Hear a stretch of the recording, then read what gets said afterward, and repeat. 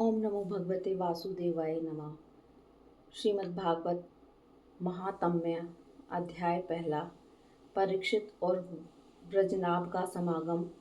शांडिल्य मुनि के मुख से भगवान की लीला के रहस्य और ब्रजभूमि के महत्व का वर्णन।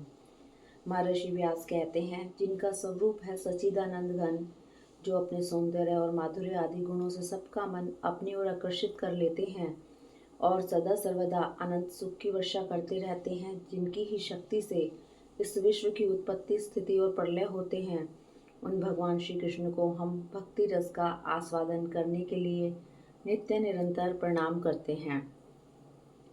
नैमिषारण्य क्षेत्र में श्री सूत जी स्वस्थ चित्त से अपने आसन पर बैठे हुए थे।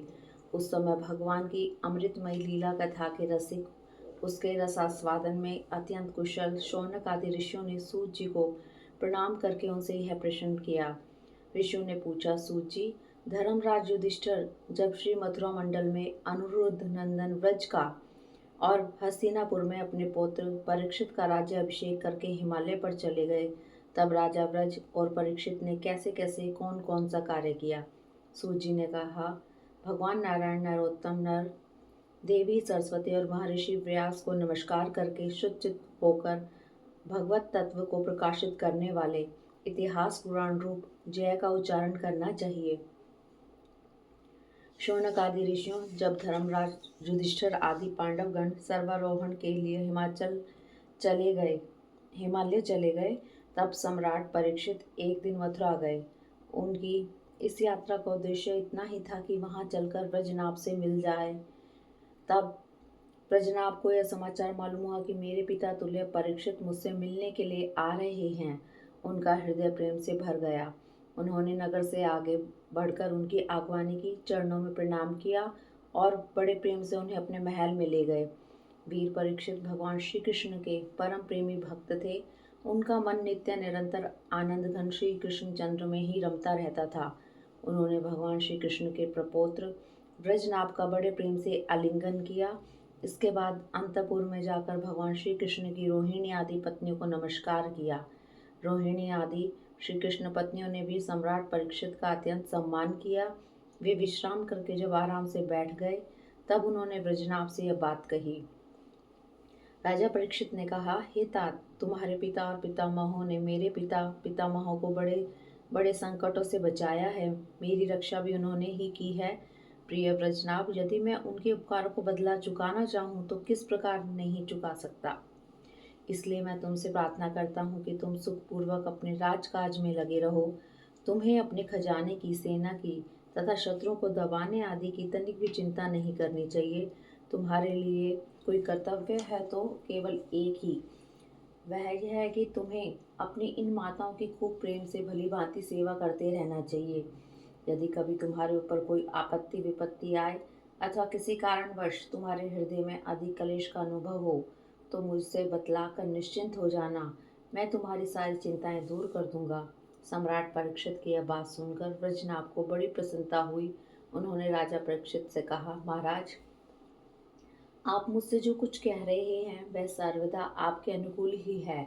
आपके पिता ने भी मुझे धनुर्वेद की शिक्षा देकर मेरा महान उपकार किया है, इसलिए मुझे किसी बात की तनिक भी चिंता नहीं है, क्योंकि उनकी कृपा से मैं क्षत्रिय उचित शूरवीरता से भली भांति संपन्न हूँ। मुझे केवल एक बात की बहुत बड़ी चिंता है, आप उसके संबंध में कुछ विचार कीजिए।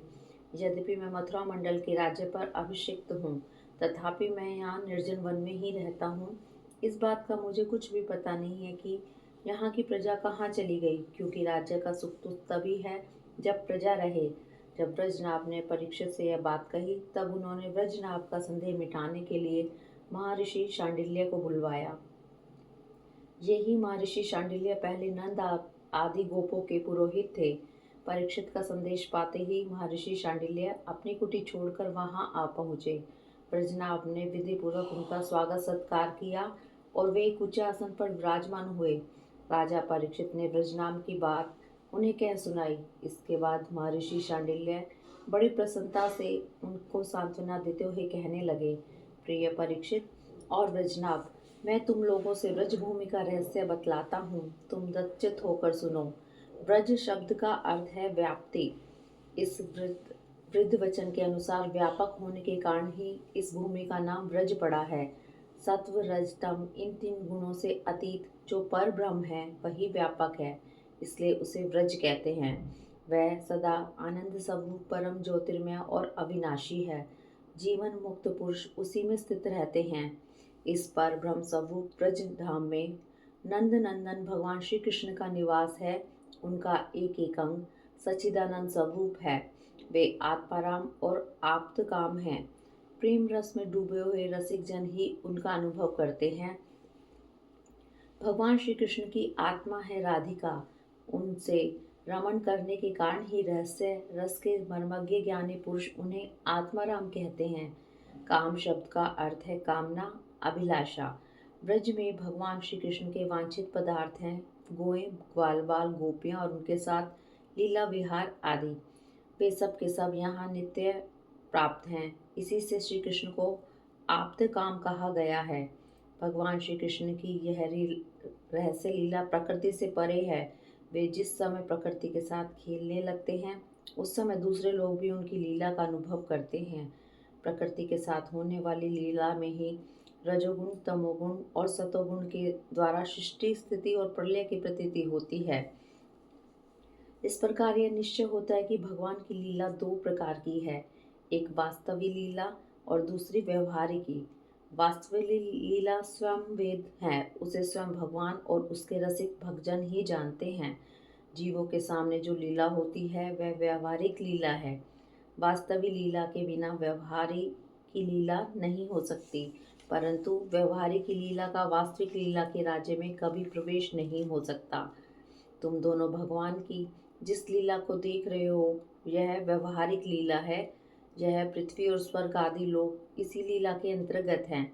इस पृथ्वी पर यह मथुरा मंडल है, यही वह ब्रज भूमि है जिसमें भगवान की वह वास्तविक रहस्य लीला गुप्त रूप से होती रहती है। वह कभी कभी प्रेम पूर्वक हृदय वाले रसिक भक्तों को सब ओर दिखने लगती है। कभी 28वें द्वापर के अंत में जब भगवान की रहस्य लीला के अधिकारी भक्तजन यहाँ एकत्रित होते हैं, जैसा कि इस समय भी कुछ काल पहले हुए थे, उस समय भगवान अपने अंतरंग प्रेमियों के साथ अवतार लेते हैं। उनके अवतार का यह प्रयोजन होता है कि रहस्य लीला के अधिकारी भक्तजन ही अंतरंग परिकरों के साथ सम्मिलित होकर लीला रस का आस्वादन कर सकें। इस प्रकार जब भगवान अवतार ग्रहण करते हैं उस समय भगवान के अभिमत प्रेमी देवता और ऋषि आदि भी सब और अवतार लेते हैं। अभी अभी जो अवतार हुआ था उसमें भगवान अपने सभी प्रेमियों की अभिलाषाएं पूर्ण करके अब अंतर्ध्यान हो चुके हैं। इससे यह निश्चय हुआ कि यहाँ पहले 3 प्रकार के भक्तजन उपस्थित थे, इसमें संदेह नहीं है। उन तीनों में प्रथम तो उनकी श्रेणी है जो भगवान के नित्य अंतरंग पार्षद हैं, जिनका भगवान से कभी वियोग होता ही नहीं। दूसरे वे हैं जो एकमात्र भगवान को पाने की इच्छा रखते हैं, उनकी अंतरंग लीला में अपना प्रवेश चाहते हैं। तीसरी श्रेणी में देवता आदि हैं। इनमें से जो देवता आदि के अंश से अवतीर्ण हुए थे उन्हें भगवान ने ब्रजभूमि से हटाकर पहले ही द्वारका पहुंचा दिया था।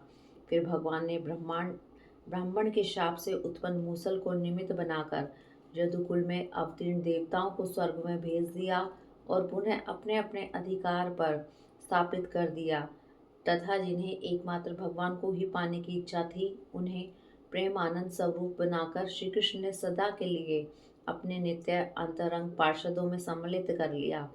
जो नित्य पार्षद हैं वे यद्यपि यहाँ गुप्त रूप से होने वाली नित्य लीला में सदा ही रहते हैं, परंतु जो उनके दर्शन के अधिकारी नहीं हैं ऐसे पुरुषों के लिए वे भी अदृश्य हो गए हैं। जो लोग व्यवहारिक लीला में स्थित हैं वे नित्य लीला का दर्शन पाने के अधिकारी नहीं हैं।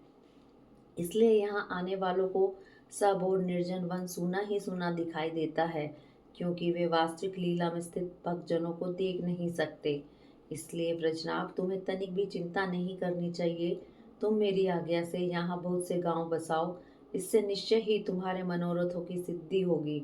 भगवान श्री कृष्ण ने जहाँ जैसी लीला की है उसके अनुसार उस स्थान का नाम रखकर तुम अनेकों गांव बसाओ और इस प्रकार दिव्य ब्रज भूमि का भली भांति सेवन करते रहो।